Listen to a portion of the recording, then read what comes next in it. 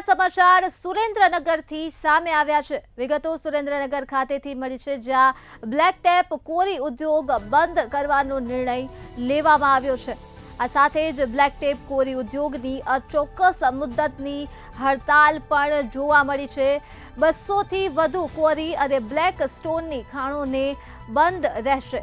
તો સુરેન્દ્રનગર ખાતે પ્રશ્નોનું નિરાકરણ ન આવે ત્યાં સુધી આ ઉદ્યોગને બંધ જ રાખવામાં આવશે અને અચોક્કસ મુદ્દત માટે ઉત્પાદન તથા વેચાણને પણ બંધ રાખવામાં આવશે।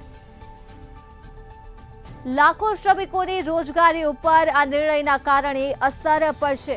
તો આ સાથે જ ઉદ્યોગ સાથે સંકળાયેલા તમામ શ્રમિકોને ભારે અસર વેઠવી પડશે।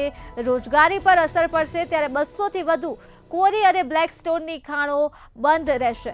પ્રશ્નોનું નિરાકરણ નહીં આવે ત્યાં સુધી આ ઉદ્યોગને બંધ જ રાખવામાં આવશે। તો આ મુદ્દે જ આપણી સાથે સંવાદદાતા સચિન ફોન લાઈન પર જોડાઈ ગયા છે। જી સચિન, સુરેન્દ્રનગર ખાતે બ્લેક ટેપ અને કોરી ઉદ્યોગ બંધ કરવાનો નિર્ણય છે, શું છે વધુ વિગતો? જો વાત કરવામાં આવે, આજથી બ્લેક ટેપ કોરી ઉદ્યોગની અચોક્કસ મુદ્દતની હડતાલ શરૂ કરવામાં આવી છે, જેમાં સુરેન્દ્રનગર જિલ્લામાં સાયલા તાલુકામાં 200થી વધુ કોરી બ્લેક ટેપ ખાણો બંધ રહેશે અને જ્યાં સુધી પ્રશ્નનું નિરાકરણ નહીં આવે ત્યાં કોરી ઉદ્યોગ બંધ રહેશે અને સરકારની તિજોરીને 600 કરોડની રોયલ્ટી અને જીએસટી સરકારની તિજોરીને અસર પડશે તેવી શક્યતા છે।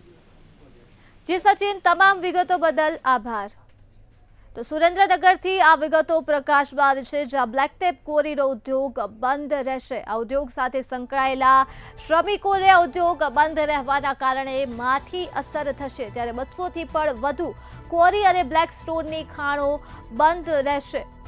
પ્રશ્નોનું નિરાકરણ નહીં આવે ત્યાં સુધી આ ઉદ્યોગને બંધ રાખવામાં આવશે।